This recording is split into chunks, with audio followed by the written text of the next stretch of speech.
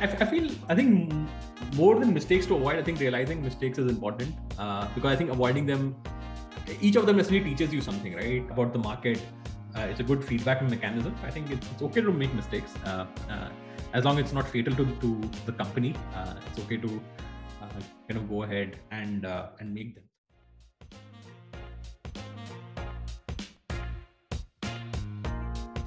Hello and welcome to the Startup Operator Podcast, where we source wisdom from India's best founders, operators, and investors.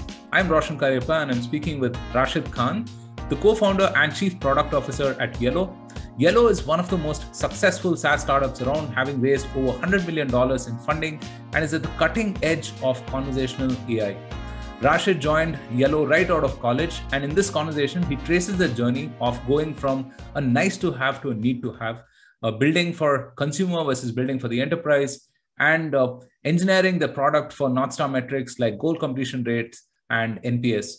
This was a fascinating conversation, a lot of insights on SaaS and product building. So let's dive into this episode of the Startup Operator Podcast with Rashid Khan. Hey, Rashid, welcome to the Startup Operator Podcast. Thank you so much for making the time. Hey, Roshan, nice being on the podcast here. After listening for so many episodes, it's finally good to be on this. Awesome. So I think the first thing I want to start off with is what was that insight that led to founding Yellow, right?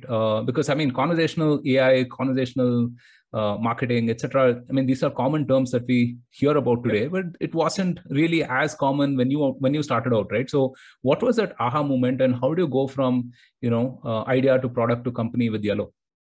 Yeah, it's a very interesting story and starts in 2015. At the time I was in college.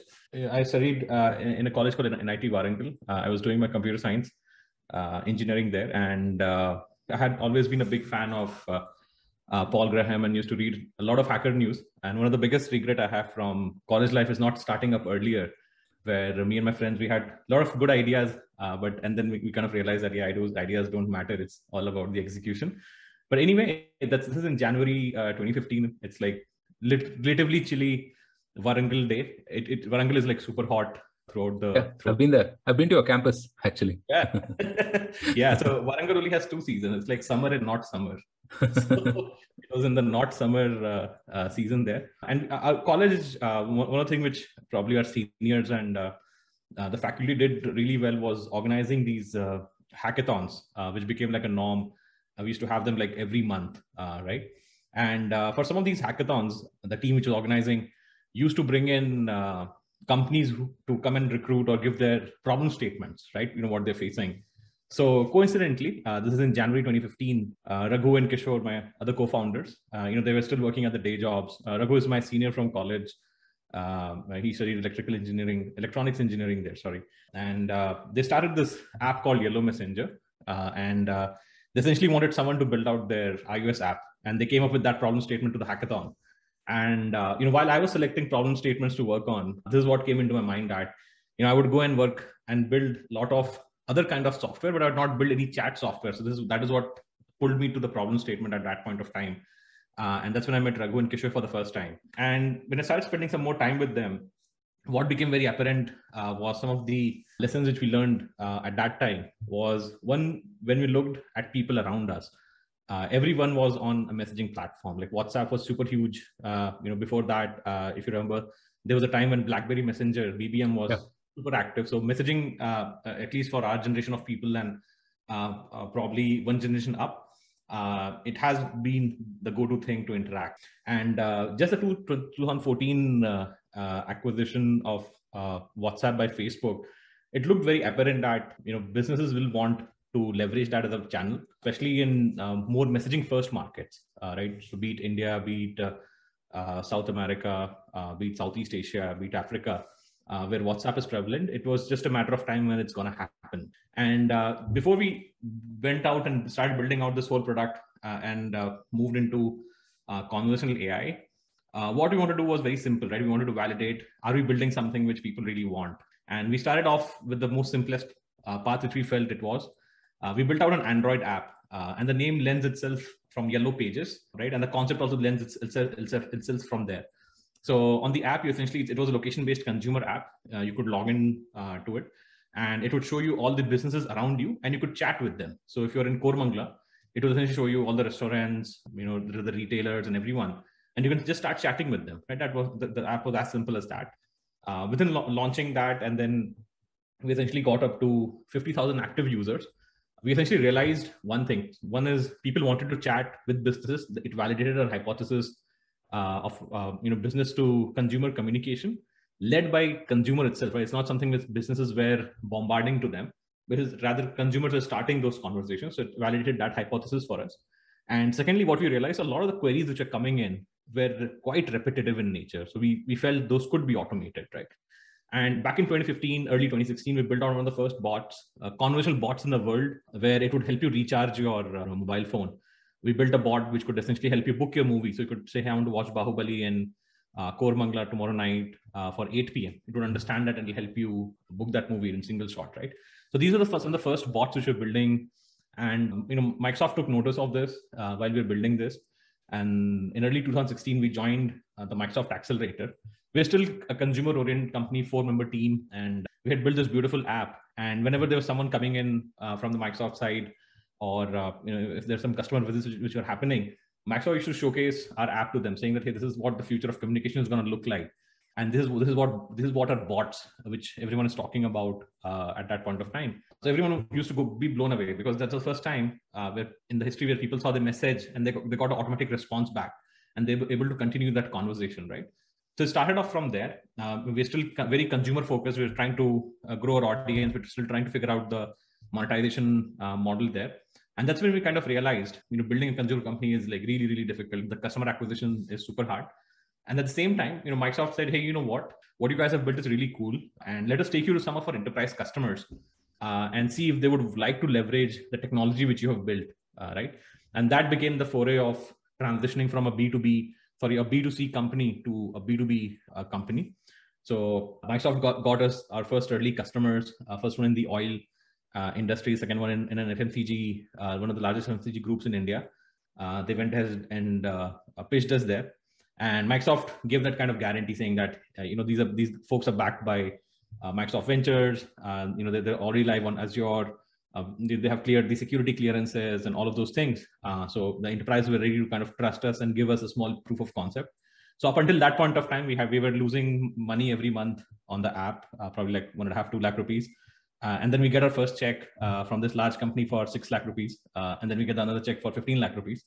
So that's the first time we essentially saw money coming into our accounts rather than going out. And then it kind of became very apparent in mid 2016 toward end 2016 that, hey, you know what, we need to pivot and close down the consumer app which we had built, take those insights and start building out a more mature B2B platform, right? And that's where we started off, where Microsoft became one of the largest partners for us, where they started bringing in all these large enterprise customers and telling them, hey, this is, these folks can help you build bots, can help you automate, right? And they're still with a very lean team. So we're like 10-member, 15-member team. We reached like $1 million ARR with that, I think by end of 2017.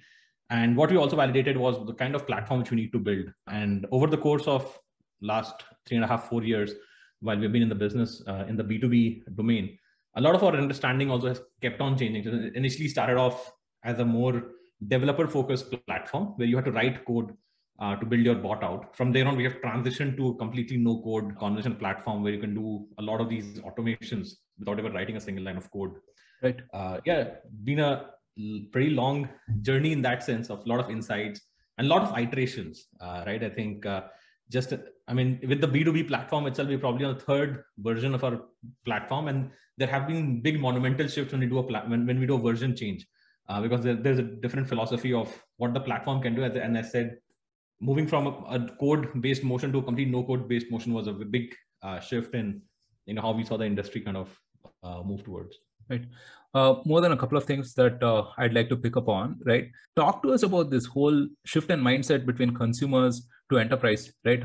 You saw the money, and then I think you did the natural thing to, look at enterprises. But what are those things that you had to realign in your business to sort of serve that opportunity? Yeah, so I think we as consumers, right? I think one thing which is very common across all of us is, if I ask you a question, Roshan, have you had a bad experience with an enterprise? Most likely the answer will come yes. when I tried contacting them for doing X, right? And X could be with an airlines industry, it could be with our telcos, it could be even with governments, right? So we all have our horror stories of how bad the customer experience has been. And if I flip that question and ask you, Roshan, have you had a good experience with any enterprise when you're trying to do something with them? The answer is most likely going to be no. So this is one part of the problem from a consumer's point of view. And when you start looking this from a business point of view, from an enterprise point of view, there's this whole report which IBM publishes every year, which talks about how much collectively the money is spent on enhancing the customer experience and enabling customer support, right? So just last year, when we were looking at the report, that number stood at 1.4 trillion, right? So that's the amount of money is being spent today to make sure consumers like you and I get a good or a better customer support. But that's not happening, right? And when we started looking deeper into the problem, we essentially wanted to understand why that is, right? And that was the green playing field for us, because that's what we essentially had to optimize on and provide that better experience. So it started with a very consumer oriented approach, and we have seen the shift in end consumers, from moving from like when we started initially launching bots, we saw a lot of cases where consumers coming and typing human or agent, right, to escalate to an agent directly. From there on, shifting to handling more than 1 billion plus automated conversations on the platform. So if you've seen that shift, because there has been a trust which is being built out for consumers, that if they interact with the bot, they most likely are going to get a response right then and there. And in most cases, they're going to get the resolution on the same conversation without having to wait for another agent to tell them, hey, this is your ticket number, and follow up after 7 days or 14 days. So I think we're seeing those shifts happening, and it's more prevalent in the Southeast Asian market, or the way we like to call them is messaging first markets. So if you look at India, South America, some bits of Europe and Southeast Asia, we call them as messaging first because it's WhatsApp dominance has kind of made people be that way. Right. So you mentioned a few changes with the Yellow product itself since your founding, right? And conversational AI in the time that you've been in existence itself has gone through so many different changes. I mean, today it's a red ocean market, right? I mean, you have plenty of people that are trying to do something similar. And you mentioned this transition from having to write a few lines of code to now being no code, right? So how have you evolved in this time? I mean, what have you kept like optimizing for in this time? Yeah.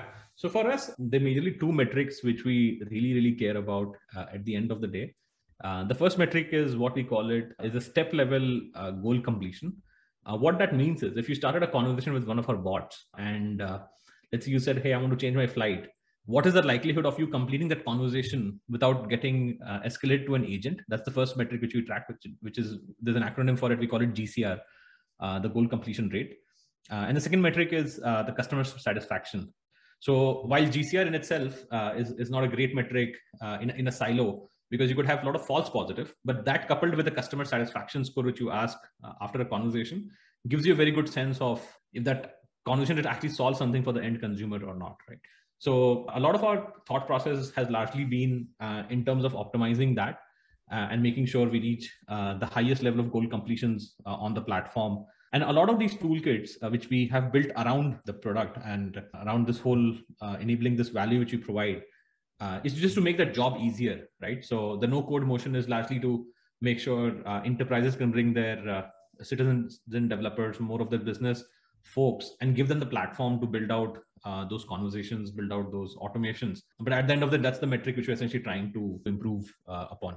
The other point of view which we essentially have on the market, right? I think from an outsider's perspective, it definitely looks like it's a red ocean. There's like a lot of competition. What we believe, especially even right now, is it's a fairly greenfield market across the globe. It's because when we get to competition or when we try to win deals against competition or be in enterprise evaluation, we're just essentially looking at 3 or 4 companies at max, which is the same repeated companies that you see over and over again.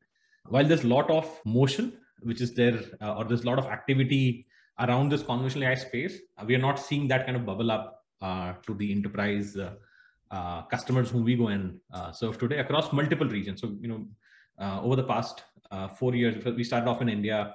That's where majority of our sales was, and then we moved to Southeast Asia. We expand to Middle East. Just 6 months back, we opened our US office. We're getting deals there. We opened a South America office, right? So across all these regions, I think the same story is kind of playing out. And even with some of the firms like Gartner, who kind of track the industry, their assessment is that probably there are like 2,000 players in the market, but top worth players looking at is just 15 or 20, right? Based on the criteria which they have put together. We're one of them top on that list. So that's one view of the market which I have. The other view which I have is essentially the market is really, really huge, and it's a growing market. It's not something which has stagnated. It has just started growing quite recently, with the whole impact of COVID, enterprises moving to more automation. We saw that surge, and that that's going to continue, right? It's a big shift which has happened. And we believe there'll be multiple couple of $100 million companies built out in this space, right, along with us, who are solving very niche problems. So, enterprises have both of these. A lot of enterprises have very horizontal problems. They want a single platform which can do a lot of stuff. That's where Yellow is best suited for them. But there are also companies who are just looking for very niche solutions, right, where a company has gone very deep into certain things. And there's a market definitely which exists for it. So we don't feel the consolidation is going to take a long time, right? And we still haven't seen that cycle happen in CRM software yet. I mean, when you look at today, Freshworks, it's a $7 billion company, one of the first SaaS companies out of India to go public. There's a big behemoth, Salesforce, sitting in the US at $250 billion valuation, right? And then there's still space for so many others to kind of exist in that and keep growing. I think that's what just keeps us more optimistic in that sense, because in our space, there's no company yet which has done that. And we feel we have a pretty good shot at being like the Salesforce, being that behemoth in this space. But that would not mean that we capture 100% of the market. Right. That would still mean a lot of companies would exist in this space. Right. No, it's definitely gone from a nice to have to a need to have, right? Especially post COVID. I mean, today, almost every website that you go into, and every business website has some kind of chat, right? So these days customers are talking to businesses on multiple platforms, right? I mean, we hear of this whole omni-channel experience, and I wonder if you can take us through some of the nuances of delivering this kind of a customer experience, right, where people may interact via voice, via text, maybe someone's interacting on the social pages, then they come onto the website, and then they have an email or two, and then they'll end up talking to an agent and so on, right? So there could be a lot of dissonance if all of these are not like properly connected, right? So yeah, if you could just talk to us about some of the nuances of managing this. Yeah, so starting with first part of the question which you talked about is, over the last 1.5, 2 years, what we've seen is this conversational AI has moved from good to have to must have, right? And I think the biggest shift which we saw there was because of the lockdowns which were imposed by governments across the world to curb the movement of people. That kind of led to this kind of motion coming in. And businesses kind of realize if they don't have an automation strategy in place, they could get disrupted really, really fast. And especially when it comes to very core support use cases, a consumer with no resolution in 24 or 48 hours is most likely going to churn, right? No matter what kind of service you provide, there's always competition which is willing to take that up from just one bad experience, right? And so that was one part of the market which we saw where enterprise jumped on this bandwagon to kind of start automating a lot of their customer support or first level of interactions.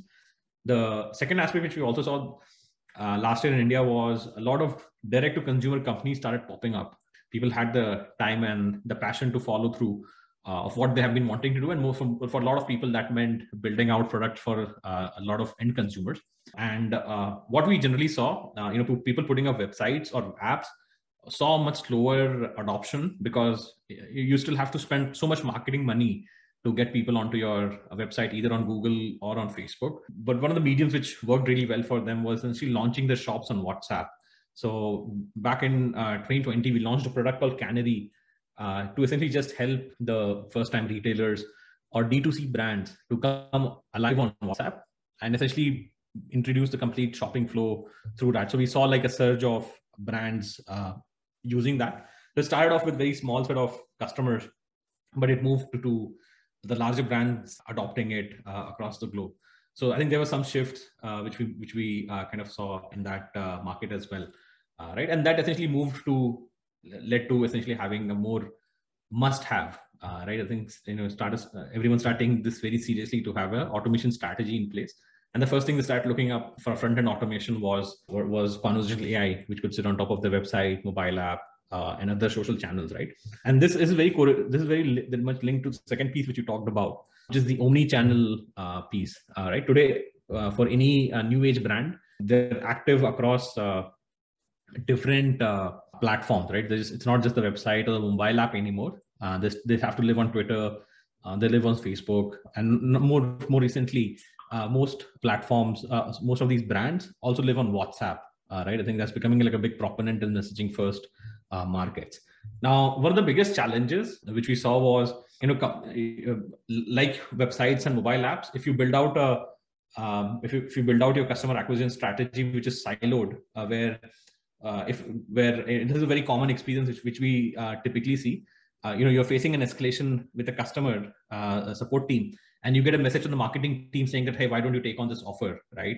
And that essentially is coming on because there's so much of data siloedness which exists within the enterprise.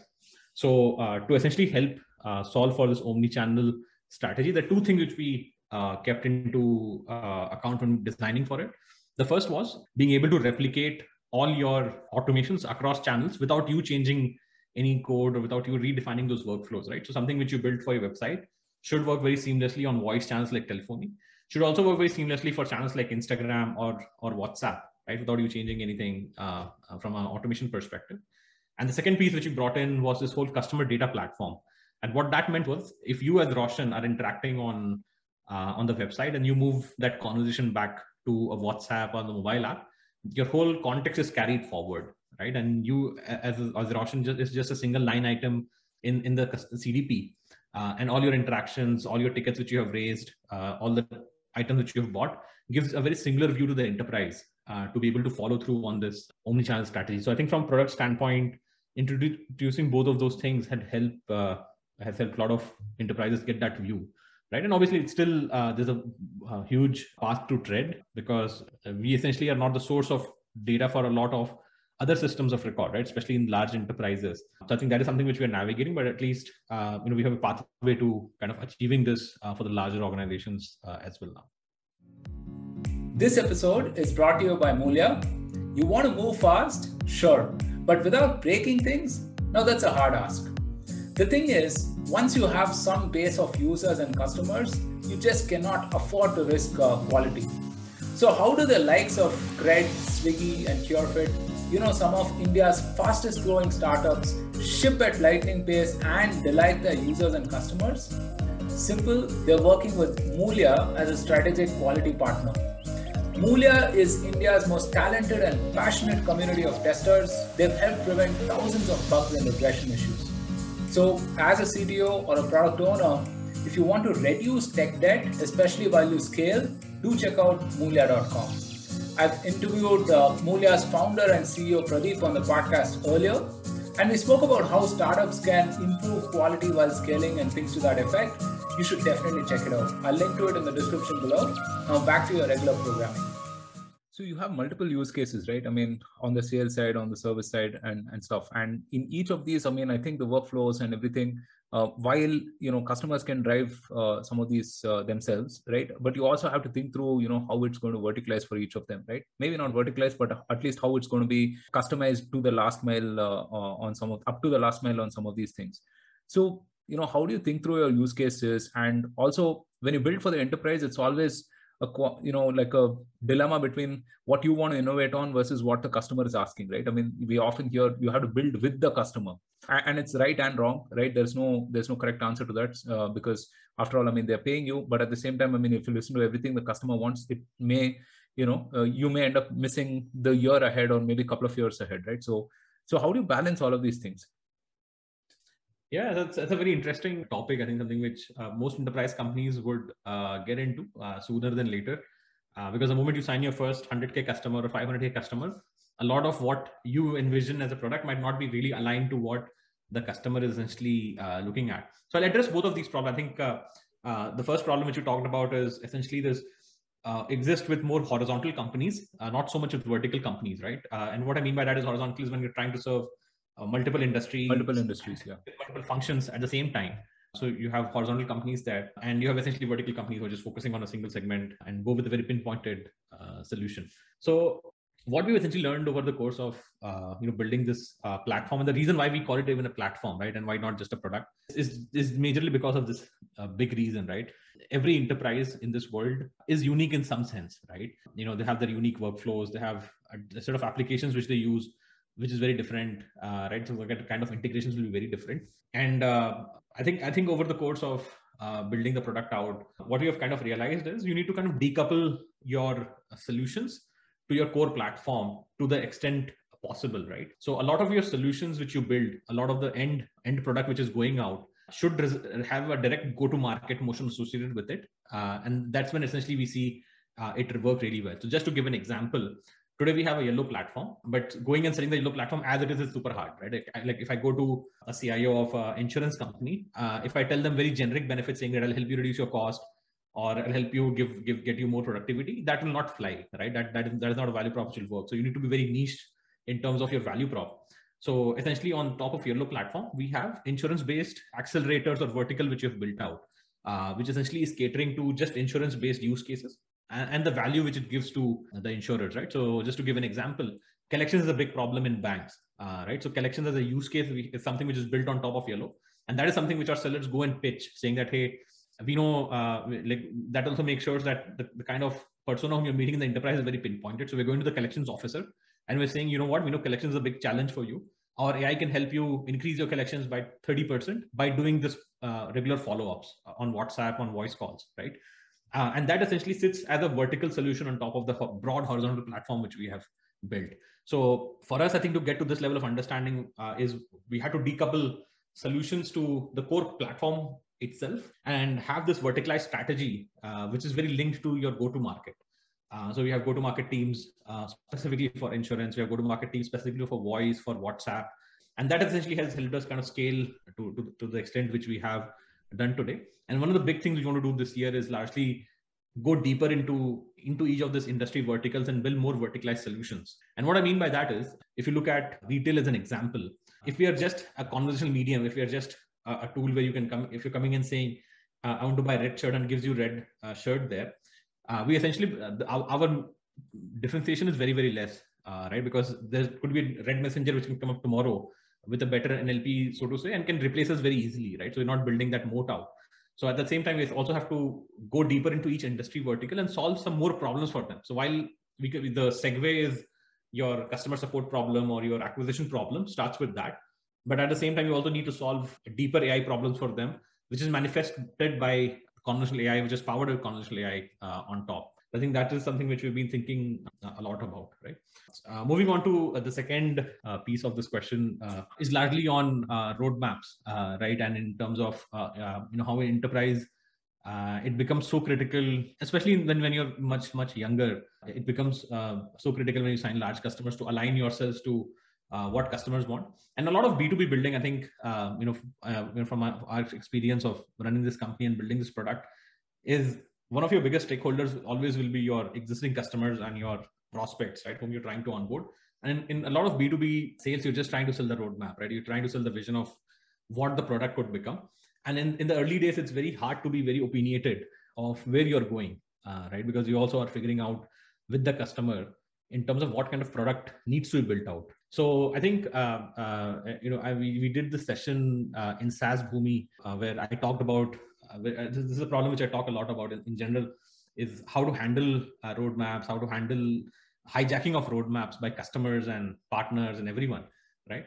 And what we segmented out was the different life cycle of a company. So if you're a company which has not achieved $1 million revenue, I think you got to do what you got to do to make sure you hit that benchmark first, right? You hit that milestone first. And for that, if you have to build some custom features, which might not be generic enough, it's okay to do so, right? Because at that point of time, your main mode is to survive and get to some kind of product market fit. I think you need to start becoming opinionated about what the future would look like with respect to your industry which you're operating in and the product which you're building, probably between $3 to $5 million of revenue. is when you start needs to forming that opinion. And there are ways to involve customers to get their concurrence in designing roadmaps at that stage, right? I think one of the things which we did was we formed this customer advisory board, CAB, where for our top customers, we created like a forum where when we were designing our roadmaps, they essentially became like a stakeholder who could help us prioritize. So, we used to go to them saying that, hey, these are the problems you're thinking to solve for this next coming 3 or 4 quarters. What do you think are the most important ones for you, right? And what are you willing to pay more for, right? And that essentially helped us navigate that 3 to 5 million. I think post you hit like a $10 million revenue, you essentially are starting to look a little bit much bigger. You can essentially have opinions which customers will respect. They seek out to you for where the market is being headed, and generally follow through in terms of what kind of roadmap you're building. And this also kind of gets emphasized if you're working with firms like Gartner or Forrester, right, where if they publish you in one of the top, let's say, Magic Quadrant or the Peak Report, right, as in somewhere even just on that, your opinions start mattering at that point of time. And that's when you can go and say that, hey, you know what, I feel these are things which we need to do and this we don't need to. It starts becoming much easier to say no. But I think a lot of still while we just finished our planning session last month, and now we are just in that execution mode. Having that customer input at every point of time will be needed. It's just that you have to navigate depending on the kind of to where you are in your company's cycle, very, very differently. But they still will be one of the biggest stakeholders of what you build, right? And very true in the B2B enterprise. For sure. No, I've seen this myself as well, that, you have to pace and lead basically. And you are first optimizing for the customer, then for the market, and then for the category itself. And in that journey, in the beginning, you may look to customers to figure out what next to build, right? Because, hey, you want people to pay for it. But then, customers will slowly start looking at you for, what are the problems that you're addressing for the larger market itself, right? So I would say it's a very interesting journey, 1 to 10 to 50 sort of a journey. What do you have planned for the next couple of years in terms of, let's say, expansion or any kind of new products or markets or anything that you have? Yeah, I think one of the things which we are very conscious about is not having too many variables as we scale. We are in that range right now, somewhere between 25-30 million ARR. The plan is to kind of go as per the industry standard and kind of double it from there. Majorly, what you've tried is, I think we'll keep the product very constant across as we scale. For us, I think the scaling factor is going across regions, right? So we started off with India. We raised our Series A. Then we moved into Southeast Asia. We raised our Series B. We expanded to Middle East and some bit of LATAM. We raised our Series C. We expanded into the US.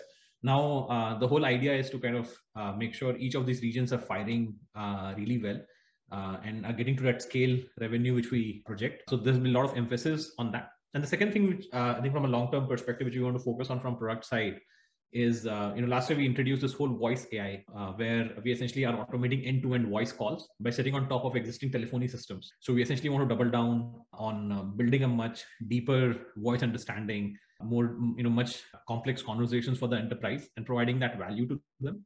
Second, and then that's a multi-year problem to solve. I think it's super hard to solve it in 12 months.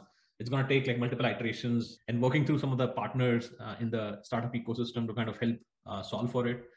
So I think that's one piece which we see.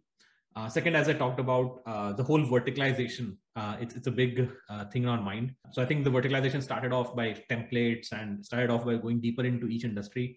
Now we want to kind of go full-fledged on it, have product managers, solve more deeper industry problems, and let conversational AI just be the face of the interaction, but also help do a lot of the back-end end-to-end automation, right?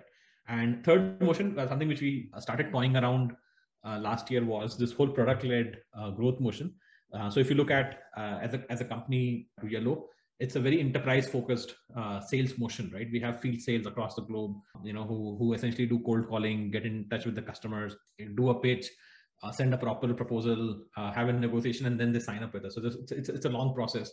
And being at Waymo, you've seen that with several large companies, how painstakingly long it is. What we feel is, I think the market is getting ready to have a more self-serve led motion. We're seeing those demands come in, especially from the early and the mid-stage startups in India. So we're working with a lot of them to help, get them on board on WhatsApp, for sending notifications, helping their onboarding through WhatsApp, having a desk for them to essentially respond back to tickets, bringing in some bit of early automation.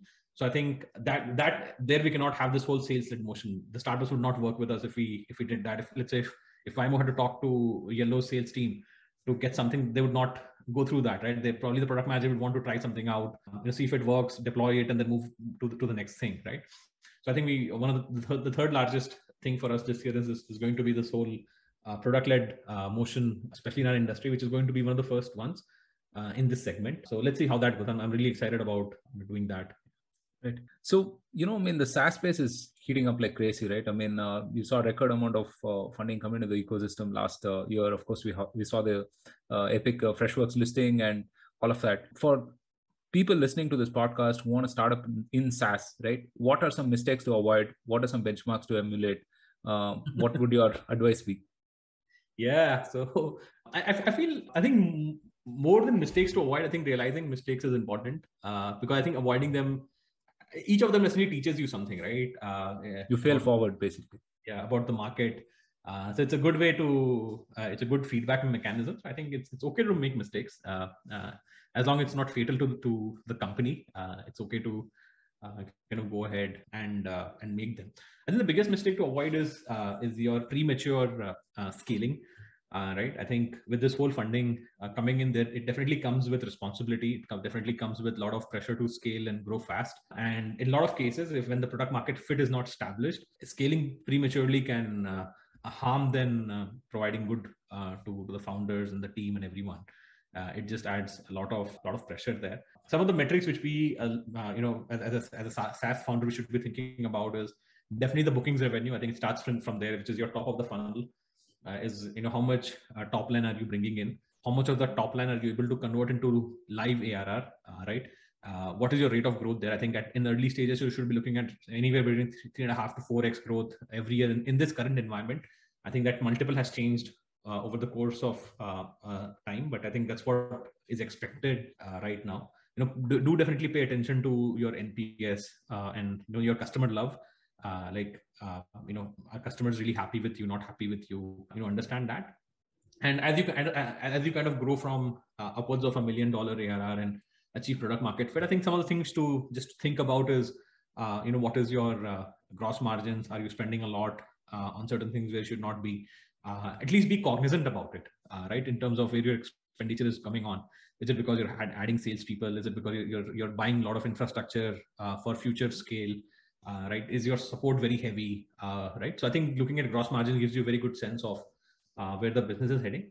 And finally, one of the biggest important metric which we calculate is NRR, which is the net revenue retention, which essentially tells you the capacity to grow by not acquiring new customers. Right? So if we stalled today and didn't acquire any customer, would we still be able to grow with our existing customers? Right? So if that is pretty healthy, I think the industry benchmark is around 120 to 130%. If you're upwards of that in the early stages, around 170, 180, that means that you anyways will grow 70% year on year, even if you're not acquiring new customers, which is a great metric to get and optimize on. And this is very true for consumption-based businesses, right? This metric has to be really, really strong. I think one of the metrics, not one of the metrics, I think the broad range of metrics which I talked about. So I think there's a VC firm called OpenView Partners. They published like a very nice report on all of this. They put like very nice benchmarks in terms of Series A, Series B, Series C companies revenue wise. So you essentially can see and benchmark yourself with your US counterparts in a similar trajectory and see where you stand, right? I think that's what I would say, Roshan. I think in terms of making mistakes, you got to make some to keep learning. Just make sure they're not fatal to the business. As I'm listening to you, I had to check your LinkedIn again to just make sure that you graduated in 2015, right? And started Yellow right after. So, you've learned all of this pretty much on the fly at Yellow itself, right? So yeah. It's like I joke around with a lot of my customers and with people that this is the only thing which I know, right? This is the only thing which I know is to build a SaaS product, build a SaaS game. So I'm very passionate about it. And that also comes from a place that, there was a lot of trust placed in me by Raghu and Kishore when I joined in, and I tried to live up to it because it's given a great opportunity. So I just need to make sure that you're making like a very good use of it, and then being really useful, being very valuable to the company. But yeah, I think going through this journey of building any product, I think, especially in SaaS, even if you don't have a lot of experience, it's okay. I feel as long as you're willing to kind of learn through it. And the Indian ecosystem has been super helpful, both in India and in SF, where there's people who are waiting to help you out in different aspects, right? I think I remember for one of the SaaS sessions which I went to, one of the big thing which we were thinking a lot about was this whole customer success. It was a new term which we had heard, where people told us, hey, you need to invest in customer success. We didn't know what it was, how to build a customer success team, or how to measure that, right? So I think attending some of those sessions in the SaaS community in India helped us, right? So I think it's all, it's I think as the ecosystem, it's like amazing, which is giving opportunity to everyone, and being so helpful there, right?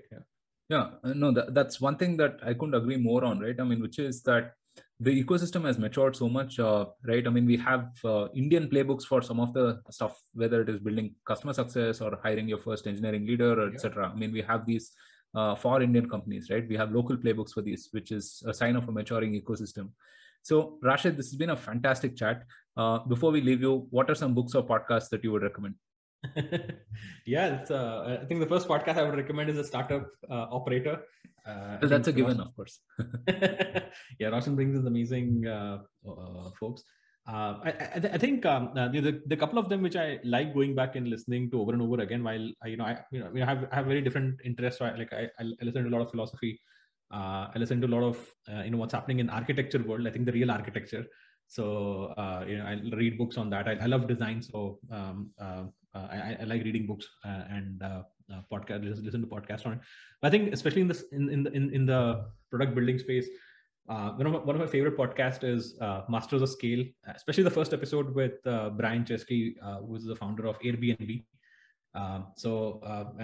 It's one of the things which people should listen to, because I think he talks about this whole 10-star experience. And that can essentially go and can be applied to any product which you're building, in terms of how you think about customer acquisition, how supporting your customer through it, and then delighting them throughout, right? I think he talks about from a Airbnb's perspective, but I think it applies to everyone.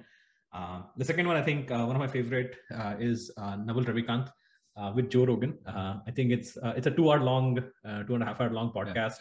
And it is just one of those things where it blows your mind away every time. A novel with Matt Mochary is also very, very nice. I think Matt's podcast around shaping up as a CEO and as a leader is really good. In one of those sessions, he talks about just letting go, and then how Naval essentially figured out what he wanted to do, what he did not want to do. So I think there's like a lot of gold mine of information in those, right, from podcast perspective. And I think in terms of books, while there's like a lot of books on the general startup stuff which you get, I think one of the biggest books which I learned a lot from was a book called 11 Rings by Phil Jackson. He was the ex coach of Lakers and Bulls, and he's one of the most renowned because he has won 11 championships in NBA. So the way he talked about mentorship and how to work with people and all of that has been amazing. And just recently I picked up this, I've been picking up a lot of books, I think, but I think the one which stands out is this book from 70s called The Inner Game of Tennis. It's by Timothy Galway.